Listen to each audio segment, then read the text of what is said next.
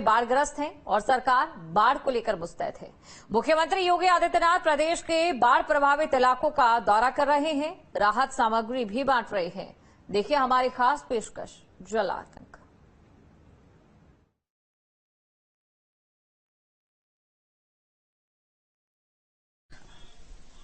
जिले की सभी नदियां उफान पर हैं। तराई के इलाके पीलीभीत में शारदा नदी के पानी ने अपना कब्जा कर लिया है। दूर दूर तक नजर आता पानी एहसास कराता है कि ये दरिया अब समंदर में बदलने को बेताब है। ये है यूपी का अम्बेडकर नगर, जहां घाघरा नदी अपने आगोश में सब कुछ समाने के लिए बेकरार दिख रही है। अभी तक यहाँ कटान तेजी से देखी जा रही थी, लेकिन अब जल स्तर बढ़ने से कटान तो रुकी है, लेकिन पानी ने एक बड़े इलाके पर कब्जा कर लिया है। इलाके के लोग बेबस हो चुके हैं। आलापुर के एसडीएम इलाके का दौरा कर रहे हैं, क्योंकि पूरा इलाका जलमग्न है। घाघरा खतरे के निशान से 7 सेंटीमीटर ऊपर बह रही है। इलाके के लिए प्रशासन नावों की व्यवस्था करा रहा है। करीब 100 गाँव बाढ़ से प्रभावित है। कटान तो लगभग रुकने के कगार पे है। इस नाते रुकने के कगार पे है कि नदी का जलस्तर बहुत तेज गति से बढ़ रहा है। तेज गति से बढ़ने के कारण जो है, जो हमारा जो जहाँ मिट्टी कटान था उसको ओवरफ्लो करके ऊपर आ गया है, लेकिन जलस्तर बहुत तेज गति से बढ़ रहा है। अयोध्या का जो बाढ़ कंट्रोल रूम है, उसके जो अभी है फीडबैक लिया गया है, सवेरे तो 7 सेंटीमीटर कम था डेंजर लेवल से, लेकिन अभी जो फीडबैक आया है 7 सेंटीमीटर लगभग ऊपर आ गया है। तो जिस गति से बढ़ रहा है कि प्रति घंटे 2 सेंटीमीटर कम से कम इसका घाघरा का जलस्तर बढ़ रहा है। तो संभावना है कि आज रात के सुबह तक जो है यहाँ पानी गांव में प्रवेश कर सकता है। और ये तस्वीर है सिद्धार्थनगर की, जहां राप्ती और बूढ़ी राप्ती अपना रौद्र रूप दिखा रही हैं। बैराज से पानी लगातार छोड़ा जा रहा है, सड़कें डूब चुकी हैं और लोग परेशान हैं। न रहने की जगह बची है, न खाने को राशन। बाढ़ का जायजा लेने के लिए पीलीभीत पहुंचे। बहुत ज्यादा बाढ़ आई है जी। पानी लगातार बढ़ रहा है। जी बढ़ रहा है जी। क्या क्या समस्याएं? अब समस्याएं बहुत है सर, खाने के लिए, डॉक्टर के लिए, सब चीज की परेशानी है। आने जाने के लिए सब चीज की दिक्कत है। अधिकारी वगैरह, नेता वगैरह कोई सुनने में आ रहा? कोई अभी कोई नहीं आया। क्या चाहते हैं, क्या होना चाहिए? अब आए कोई तो समस्या जान पाएगा। आप लोग क्या चाहते हैं? अब क्या चाहते हैं, यही सड़क देखिए तो भरा पड़ा है, कैसे जाए कैसे आए, क्या कर, नावों की व्यवस्था होनी चाहिए। गांव के लोगों की समस्या है कि अगर वो कहीं जाना चाहें तो सड़कें डूबने के कारण साधन ही नहीं है। बस्ती के कमिश्नर ने मौके पर हालात का जायजा लिया और इलाके में जल्द ही मदद और राहत का वादा किया है। ये गांव मैरुंड है। कल से ही यहाँ पर जो यहाँ की आवश्यकता है उसके मुताबिक नाव की व्यवस्था यहाँ पर है। आगे और भी नाव की व्यवस्था के लिए मैंने जिलाधिकारी को निर्देशित किया है। साथ ही में यहाँ मोटर बोट की व्यवस्था कराने के लिए भी कहा गया है। बाकी यहाँ के अभी प्रधान से भी बात हुई है, उन्होंने और कोई इस तरह से अभी खाने पीने की कोई जो है समस्या नहीं है। और यहाँ पर जो भी राहत शिविर है, उस राहत शिविर पर जो भी लेखपाल हैं और तहसील स्तरीय जो कर्मचारी हैं, जो विभिन्न डिपार्टमेंट्स के, वो सब लोग यहाँ पर जो है निरंतर मौजूद रहेंगे।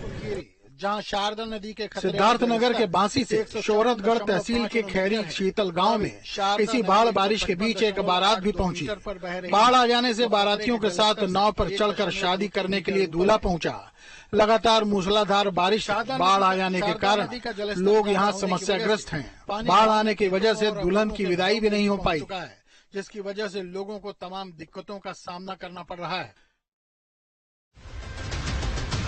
अब न्यूज स्टेट की टीम पहुंच चुकी है लखीमपुर खीरी, जहां शारदा नदी के खतरे का जलस्तर 154.59 मीटर है और अभी शारदा नदी 155.82 मीटर पर बह रही है, जो खतरे के जलस्तर से 1.23 मीटर ऊपर है। लखीमपुर में शारदा नदी खतरे के निशान के ऊपर है और अब ये लोगों के जीवन पर भी असर डालना शुरू कर चुकी है। जीवन पर असर इस तरह से कि लोग अब जीवन और मृत्यु के बीच में किस तरह से झूल रहे हैं, इसका भी दृश्य आपको मैं दिखाने जा रहा हूं। सबसे पहले मेरे दाहिनी तरफ जो आप नजारा देख रहे हैं, ये कोई समुद्र नहीं है, ये कोई ऐसा स्थिति नहीं है कि समुद्र में आप समझिए कि सुनामी आ गई है। ये मात्र शारदा नदी जो अपने तय सीमा से ऊपर बह रही है, उसके बाद गांवों में ये खेतों का नजारा है और अब इसी का खामियाजा गांव में रहने वाले लोगों को भुगतना पड़ रहा है। दरअसल मैं वीडियो जर्नलिस्ट समीर कनकी से कहूंगा कि एक दृश्य जो ठीक सामने दिखाएं। बताया जा रहा है कि सामने जो मैं आपको दिखाने जा रहा हूं कि ट्रैक्टर के आसपास दो व्यक्ति हैं। ये दो व्यक्ति खेत में कुछ काम से गए थे। उसके बाद एकाएक पानी का जलस्तर तेजी के साथ इतना ज्यादा बढ़ा कि सर के ऊपर तक पानी चला गया, जिसकी वजह से ये लोग वहीं पर फंसे रह गए हैं और अभी तक वापस नहीं आ पाए। इन लोगों के पास कोई भी राहत या व्यवस्था नहीं पहुंच पाई है, जिसकी वजह से लगभग कितना समय हो चुका है?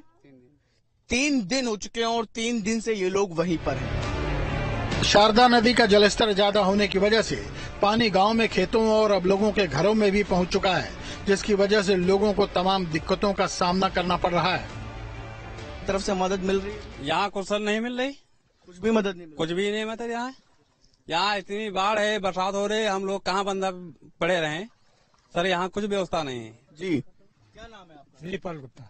क्या कुछ शासन प्रशासन की तरफ से व्यवस्था की? कोई नहीं व्यवस्था साहब भाई है। कोई चीज की यहाँ कोई न देखे हुआ है, ना कोई देखा हुआ, ना कोई कहाँ कोई कायों की व्यवस्था यहाँ सर नहीं है। कोई भी व्यवस्था ना, गाँव में बच्चों का लेकर। जी, क्या नाम है आपका? राम बिहारी। राम बिहारी जी, कुछ अभी शासन प्रशासन की तरफ से कुछ व्यवस्था की गई यहाँ पर? कुछ नहीं, वो पानी भरा जी साहब हमारे घर। हाँ, घर आपका है? हाँ, हमारा। गांव वालों की समस्या जानने के लिए न्यूज स्टेट की टीम उनके बीच भी पहुंची, घुटने भर पानी में होते हुए। लखीमपुर में शारदा नदी अपने खतरे के निशान से ऊपर है, लिहाजा इस वक्त आप देख सकते हैं कि प्रतापीपुर गांव में आप देख सकते हैं कि मैं इस वक्त यहाँ पर इस गांव में मौजूद हूँ और यहाँ आप देख सकते हैं कि घुटने तक पानी आ चुका है। लोगों के घरों में पानी है। आप देख सकते हैं कि मेरे ठीक पीछे ये जो घर है, लोगों के घरों में पानी किस तरह से आ चुका है। लोगों के जो मवेशी हैं, जो गाय भैंस है, जो लोग पालते हैं, उनकी भी स्थितियां आप देख सकते हैं कि पूरी तरीके से जानवर भी पानी में डूबे हुए नजर आ रहे हैं। अब मैं प्रयास करूंगा कि जिन लोगों के घर पानी में पूरी तरीके से डूब चुके हैं, उनसे बातचीत करने का और उन तक पहुंचने का। जिस हिसाब से आप देख सकते हैं कि पानी का जलस्तर यहाँ पर तेजी के साथ बढ़ा है और अभी फिलहाल लोगों की जो हमने कुछ लोगों से बात की थी, तो फिलहाल अभी किसी भी तरह से यहाँ पर राहत मिलती नजर नहीं आ रही थी। अभी फिलहाल हम इस गांव में पहुंचे हैं। ये बैठ जाइए। क्या नाम है आपका? मनमोहन जी, क्या स्थिति है अभी? बारिश की मतलब बाढ़ की स्थिति, काफी ज्यादा घरों में पानी आ चुका है। बाढ़ की स्थिति बहुत खराब है, पानी घरों में घुस गया है और यहाँ जो है सब मामला बहुत दिक्कत है। आदमी को बहुत परेशानी है। शासन प्रशासन कुछ ध्यान नहीं दे रहा है। नेता नगरी प्रधान है, जैसे प्रधान यहाँ कोई ध्यान ही नहीं दे रहे हैं। आप तो देख रहे हैं यहाँ कौन है। न्यूज स्टेट की टीम एक महिला की झोपड़ी में भी गई। झोपड़ी में पानी भरा था और चूल्हा बह चुका था और किचन का सामान तख्त पर पड़ा था। अपनी स्थिति बताते हुए महिला भी भावुक हो गई। स्थितियां आप घर के भीतर की भी मैं आपको एक बार दिखा दूं कि घर के भीतर क्या स्थितियां हैं। ये देख सकते हैं आप कि पूरी तरीके से घर जलमग्न है। घरों में बिल्कुल भी कहीं पर भी बैठने की जगह नहीं बची है। घरों में पूरी तरीके से पानी भर चुका है और ये देख सकते हैं आप, तखत है, किचन है, लोग कैसे इसमें रह रहे हैं इस जल भराव के बीच में। ये एक बार मैं आपको घर के अंदर घुस के ये तस्वीर दिखा देता हूँ कि ये देखिए किस तरह से लोग जो है यहाँ पर जो है रह रहे हैं। घरों में पूरी तरीके से पानी आ चुका है। हमारे साथ जिनका ये घर है और घर में कैसे वो तमाम चीजों को कर पा रही हैं, मैनेज कर पा रही हैं, उनसे हम बात करते हैं। क्या नाम है माता जी आपका? जमीना जी, पानी कब आ गया घर में? 8 बजे रात में। कल शाम को 8 बजे शाम को पानी आवा। आज तब से पूरी तरीके से पानी भरा है, सब भरा है पानी 8 बजे रात से आज। तो घर में ये जो मैं देख पा रहा हूँ, किचन के रसोई घर के तमाम बर्तन कुछ नहीं बना पाया, खा पाया, कुछ भी नहीं हो पाया। कुछ नहीं, ऐसे परे मुखे भी कुछ राहत सामग्री या कुछ ऐसा पहुंचा अभी तक आपके पास? कुछ नहीं। आप भावुक हैं? खाना पानी आंसू दिख रहा है? कुछ नहीं, खाना पानी, लड़का सब भूखे हैं। कितने बच्चे हैं आपके? बच्चे 4-5 रहे।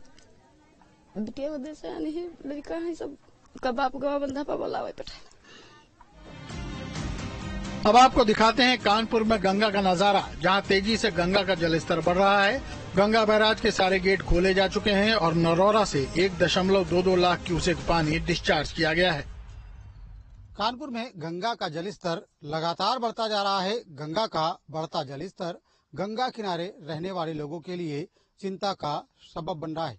दरअसल पीछे से बहुत बड़ी मात्रा में पानी आ रहा है, जिसकी वजह से गंगा बैराज के सारे गेट खोल दिए गए हैं। पानी को लगातार आगे बढ़ाया जा रहा है।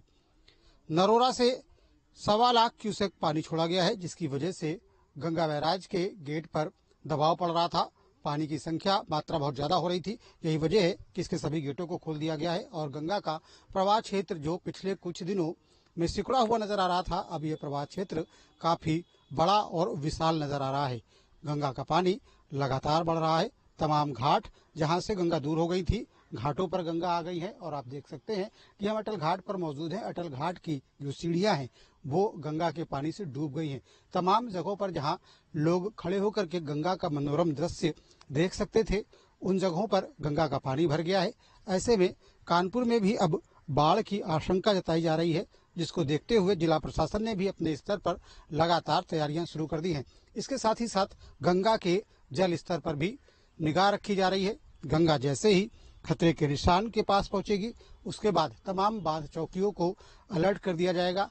आप देखिए गंगा का ये प्रवाह है वो लगातार बढ़ रहा है। गंगा का बढ़ता हुआ जल स्तर प्रशासन के लिए भी परेशानी का सबब बन सकता है, क्योंकि पिछले सालों में देखा गया कि कानपुर में बड़े पैमाने पर गांवों में गंगा का पानी भरा। ऐसे में इसको देखते हुए प्रशासन की निगाह लगातार चढ़ रहे गंगा के जलस्तर पर बनी हुई है। यूपी में बाढ़ का प्रकोप आपने देखा, जहां यूपी को सबसे ज्यादा खतरा नेपाल और पहाड़ के पानी से है। अब तक यूपी में तराई क्षेत्र में बाढ़ का थोड़ा असर दिखाई दिया है।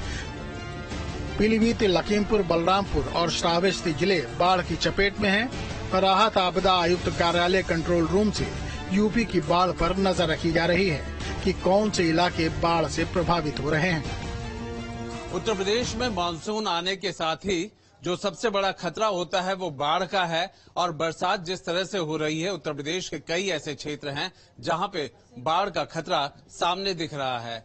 छोटी बड़ी नदियों को अगर मिलाएं तो उत्तर प्रदेश में लगभग 1 दर्जन के करीब नदियां हैं और अगर खास तौर पे हम इधर काठमांडू या नेपाल की बात करें या दूसरी तरफ देहरादून की बात करते हैं, उस तरफ पहाड़ों की तरफ से जो नदियां आती हैं उनमें पानी ज्यादा होता है। इस वक्त हम राहत आपदा आयुक्त कार्यालय पे हैं। ये कंट्रोल रूम है जहां पर सभी नदियों को लेकर के न सिर्फ यहां पर देखा जा रहा है कि पानी का जलस्तर कैसा है, बल्कि इस बात को भी देखा जा रहा है कि कहां किस तरीके के रेस्क्यू ऑपरेशन की जरूरत है।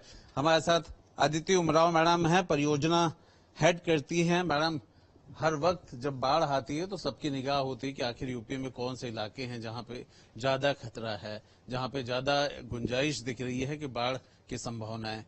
तो मैं देख रहा हूँ आप मैप को भी देख रही हैं और कागजों में भी, तो कैसे हम इसको जाने कि इस वक्त उत्तर प्रदेश में क्या हालात है? देखिए, एक national database for emergency portal एक बनाया गया है भारत सरकार के द्वारा। आप और ये रिमोट सेंसिंग डेटा के आधार पर इसमें जो सैटेलाइट पिक्चर्स हैं वो ली जाती हैं और सैटेलाइट पिक्चर्स के माध्यम से इसमें प्रदर्शित होता रहता है कि जिस दिन वो सैटेलाइट उसके ऊपर के क्षेत्र से गुजरी तो उसमें प्रदर्शित हो जाता है। जैसे आप यहाँ देखेंगे ये ब्लू कलर का जो डेटा आपको ये पिक्चर्स दिख रही हैं, तो ये इनंडेशन को प्रदर्शित करता है। तो एक तो हमारे पास ये सोर्स रहता है national database for emergency management, लेकिन ये तो तब हम देख पाते हैं जबकि वो हो चुका होता है वहां इनंडेशन। लेकिन आप अगर इधर डेटा देखेंगे, मैं आपको दिखाती हूँ, ये जो वेबसाइट है पूरा जो सेंट्रल वाटर कमीशन की है, सेंट्रल वाटर कमीशन की वेबसाइट में लगातार हम वॉच करते रहते हैं कि अलग अलग नदियों में, जैसे यहाँ पर ये मध्य प्रदेश में कुछ नदियां हैं जो खतरे के जल स्तर से काफी ऊपर चल रही हैं, तो ये रेड दिख रहा है। इसके अलावा कुछ ऑरेंज दिख रहा है। उत्तर प्रदेश का जो तराई का क्षेत्र है, यहाँ की जो घाघरा और शारदा जो नदियां हैं जो नेपाल से आ रही हैं, उनमें कई क्षेत्रों में ऑरेंज हमें दिख रहा है। सो ये हमें रियल टाइम स्थिति बता रही होती है कि इस समय नदी की जलधारा में कितना पानी है। इसके अलावा ये देखें यदि आप साइट, तो ये नेपाल की साइट है। हमारे यहाँ जो उत्तर प्रदेश में ज्यादा पानी जो आता है वो नेपाल के और उत्तराखंड के क्षेत्र से अधिक आता है, अगर वर्षा से अतिरिक्त पानी आ रहा है। तो ये नेपाल में भी हम वर्षा देखते रहते हैं, कहाँ कौन सी उनके जो मॉनिटरिंग स्टेशंस हैं, रिवर वॉच करते रहते हैं उनका। देखिए ये दो नदियां हैं नेपाल की जो वार्निंग लेवल पर चल रही हैं। इसके अलावा रेनफॉल वॉच करेंगे तो यहाँ देखेंगे कि ये कौन सा जनपद है, ये महोत्तरी जनपद है जो कि वार्निंग जहां पर है, जहां बहुत ज्यादा वर्षा आज हो रही है। तो देखा आपने कि यूपी में इन दिनों बाढ़ का खतरा मंडरा रहा है और तराई क्षेत्रों के जिलों में बाढ़ गंभीर रूप ले रही है। बाढ़ को देखते हुए योगी सरकार ने हर प्रभावित जिले को राहत और बचाव कार्य तेज करने के निर्देश दिए हैं। सीएम योगी आदित्यनाथ बाढ़ग्रस्त इलाकों का हवाई दौरा भी कर रहे हैं और राहत शिविरों में जाकर राहत कार्यों का जायजा भी ले रहे हैं।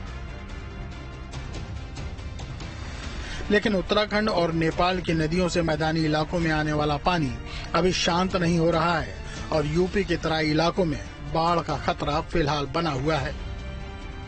Team news state.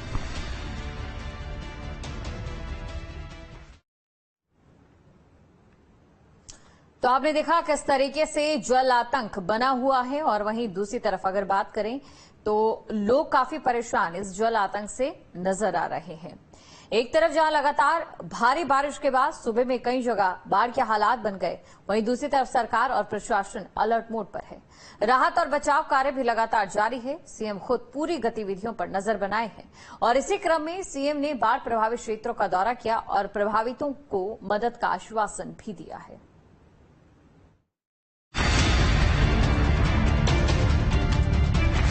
भारी बारिश के चलते सूबे में कई जगह बाढ़ के हालात हैं। नदियां उफान पर हैं और लोगों को भारी परेशानियों का सामना करना पड़ रहा है। दूसरी तरफ राहत और बचाव कार्य भी जोरों पर हैं।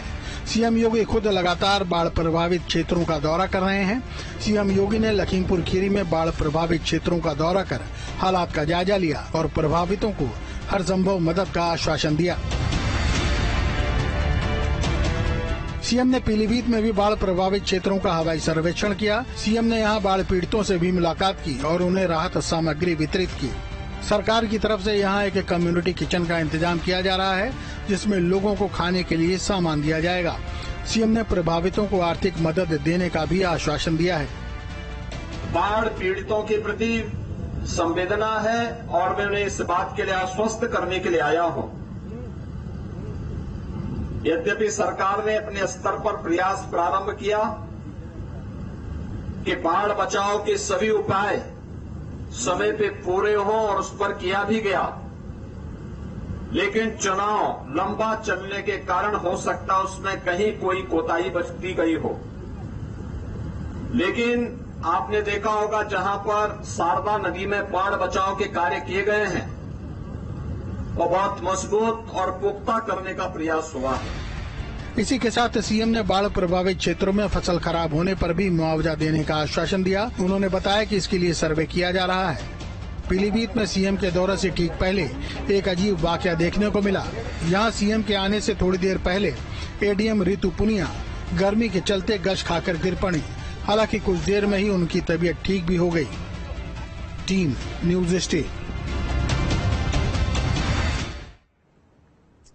बाराबंकी में दर्जनों गांव पर बाढ़ में डूबने का संकट बना है। दरअसल पड़ोसी देश के गिरजा और शारदा बैराज से 4 लाख क्यूसेक पानी छोड़ा गया, जिसके चलते सरयू नदी का जलस्तर बढ़कर लगातार तेजी से बढ़ रहा है और सरयू नदी खतरे के निशान के ऊपर भी बह रही है, जिसके चलते तलहटी में बसे दर्जनों गांव बाढ़ के पानी में डूबने लगे।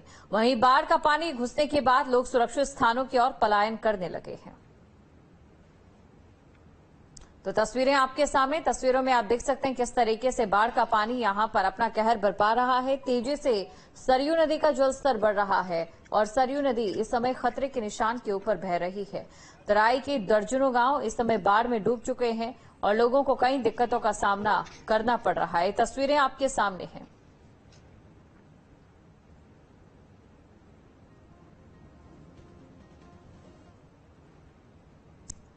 नोएडा में पुलिस और जिला प्रशासन बाढ़ग्रस्त इलाकों में नजर बनाए हैं। यमुना और हिंडन के डूब इलाके में रहने वाले लोगों को पुलिस ने जागरूक किया और साथ ही 1000 लोगों को दूसरी जगह विस्थापित होने के लिए नोटिस भी दिया है।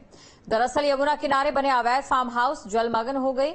ज्यादा जानकारी दे रहे हैं न्यूज स्ट्रीट संवाददाता अमित चौधरी। यमुना नदी के किनारे डूब इलाके में रहने वाले जो लोग हैं उन लोगों को बाढ़ से बचाया जा सके उसको लेकर जिला प्रशासन और पुलिस ने पहल शुरू की है। तमाम लोगों को नोटिस दिया गया है। 24 से 48 घंटे के अंदर यमुना का जलस्तर बढ़ सकता है, लिहाजा सभी लोगों से अपील की जा रही है ऐसे इलाकों में जहां पिछली साल बहुत ज्यादा बारिश आई थी। एडिशनल डीसीपी हमारे साथ मौजूद हैं, मनीष मिश्रा जी। सर, किस तरीके से आप इन लोगों को यहाँ से निकालने का प्रयास कर रहे हैं?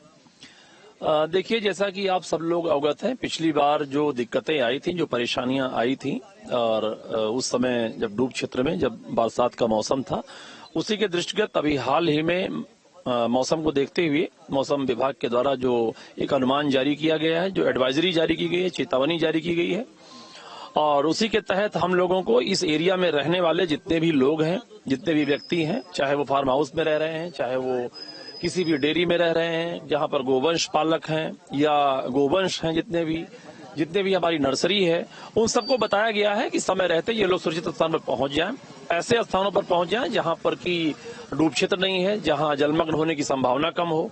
जो गोवंश हैं जितने उनको हटा लें या ऐसे किसी भी पालतू पशु जो इनको रखे हुए हैं, जो इनके साथ है, या ऐसा कोई भी सामान जो इनके लिए जीवन उपयोगी है, ये समय रहते यहाँ से हटा लें, जिससे किसी भी दशा में किसी जन या धन की हानि न होने पाए। आप लोग जागरूक भी कर रहे हैं, कुछ नोटिस भी दिए गए थे, कितने लोगों को दिए गए, कितनी संख्या होगी ऐसे लोगों की? ये लगभग यहाँ पर जितने हमारे ख्याल से लगभग 1000 से भी ऊपर की संख्या में नोटिस विभिन्न थाना क्षेत्रों में हमारे निर्गत किए गए हैं।